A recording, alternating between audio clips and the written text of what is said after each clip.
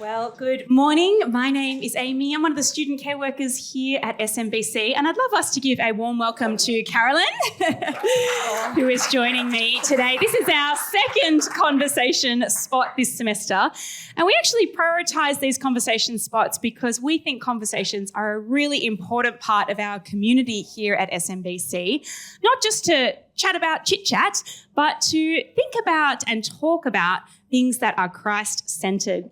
One of the ways we do that here at SMBC is through the SMBC podcast called Salt, which I have the privilege of hosting, and Carolyn joined me on Salt podcast this season. So she has a good story to tell. We only get a little snapshot of it here today. But Carolyn, why don't you start by telling us a little bit about your relationship with SMBC? Yes, SMBC. I was a young person, probably your age. 27, I think.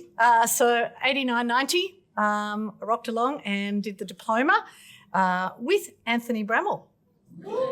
So sat in his lesson. No, he sat with us and made me laugh a lot of the time. So, yeah, watch out. Had a great time. So 2 years did a diploma. Fantastic. And you're back here. What are you doing with SMBC? Just this year, doing a fellowship group, and I've just loved it. Oh, fantastic. So does your group. Yeah, there's a couple. Yeah, tell us one thing you love about being a fellowship group leader. Well, one of the reasons I do is that we all live in bubbles, don't we? And I live in an Anglican bubble and the Shire bubble. Yeah, some people. They're big bubbles. They're big bubbles. All right. So one of the great things was to actually come out of that bubble and come here. So non-Anglican and out of the Shire. I drive out of the Shire, go across the bridge, a couple of bridges to get here. I'm very proud of you, Carolyn. You're doing well. Now, Carolyn, when we chatted on Soul Podcast, you shared lots about life, about faith, and also about your husband, Stephen, who died 5 years ago now. Yes, I did. You share a lot about what it was like when Stephen was diagnosed with cancer and passed away. Tell us what it's like 5 years on to be coping with grief and to be adapting to life without Stephen. Yeah, it is. I think the idea is that God is the constant. Sometimes we identify ourselves as being the wife or the mother or all those things, and when that's gone, you just think, well, who am I? And so I think the idea, one of the things 5 years down the track is that God is the constant in our lives.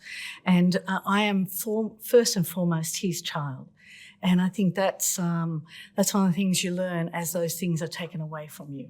And also I've learned that God provides. God has provided every step of the way for me, even in the journey of Stephen's illness. It was only a 7-week journey. We had no idea that he had a brain tumour. He went into hospital. It was a bit funny, and then 7 weeks later, he passed away. So within that 7 weeks, God amazingly provided. He provided by friends and church people, we called it God's fingerprints in everything. He didn't answer our prayers with a yes about healing, but he definitely held us, and he was a constant with us. Yeah, so 5 years down the track, it's an interesting thing. There are opportunities that have opened that would have appeared impossible before. And just in maybe me doing this, but also I'm now working 2 days a week at my church, which I think would have still been quite difficult with Stephen's work and things like that. He was a barrister, and so it was very busy, and so I helped him in his finances. So now I've got time to be able to do those things that I probably wouldn't have been able to do before. So God opens up, and you often hear about that, people who are widows or widowers, new doors open in such a way. So that's been a very exciting thing. Thank you for sharing so vulnerably, Carolyn. It's not an easy thing to do, but it's certainly something we hope to do here in our SMBC community, to be able to be honest and vulnerable with one another.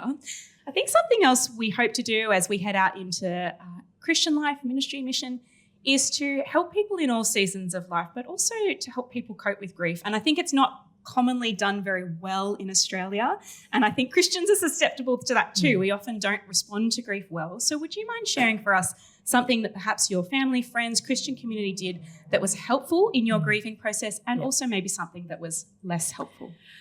The most helpful thing was that people walked with me. I cannot underestimate what that meant.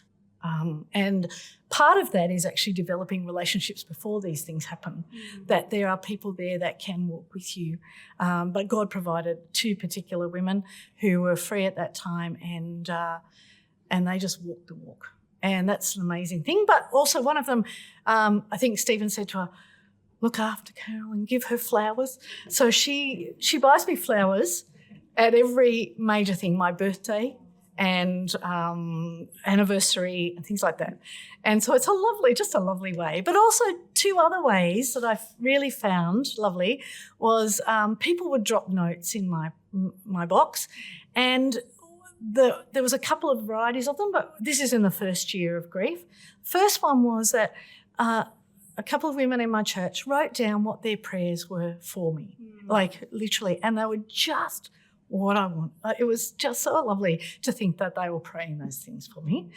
And the second was someone wrote to me about the significance Stephen had in their lives, her and her husband, and wrote it for me.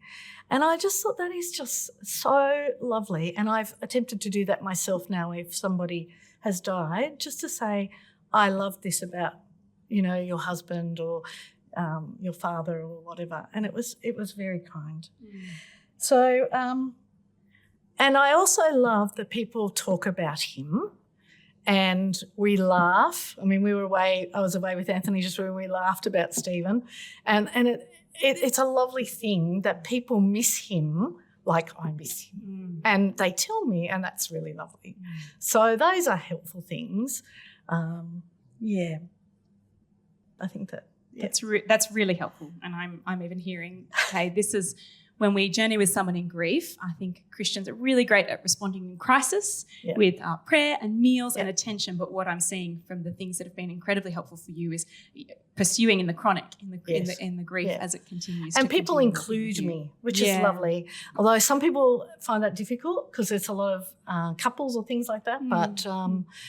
But people always ask me to go away, and if I can't, I say, please keep asking me. Please, because I think they'll forget me. And to help us continue growing, what about something that's maybe been a little less helpful? Look, within Christian circles, no one is there to actually make your life difficult. So part of the thing is that I realise that people are coming from a good place. But if you know someone whose husband has died who is a Christian, let me say that church is probably the hardest place to be. It's the one place that we would sit together every week in generally the same area, and we would be together. And so that was extraordinarily difficult. And people were wanting to be kind and say, how are you? I thought, after about the 5th time, I'm thinking, I was fine until you asked me. So that's a different, and people are so individual with this. On the other hand, if people didn't ask, that's almost just as bad. So what is that medium? And I think one of the tips I might have is that if you just text people and say, I'm thinking and praying for you, when we're at church today, I'll just ask you about other things, so that they know that you're aware of the situation, you know that they're hurting, but you don't actually go and ask them, but they're aware of that. And so I think that's probably one of the most helpful things. I don't know, Ed might think differently, but it's much harder. Well, that's one of the helpful things you just mentioned there, is that each individual is different. We're a community of all different people. We are. But probably just asking the question and being willing to have the conversation is a good place to start. And acknowledging someone's pain, but not having to ask, how are you, is one of those.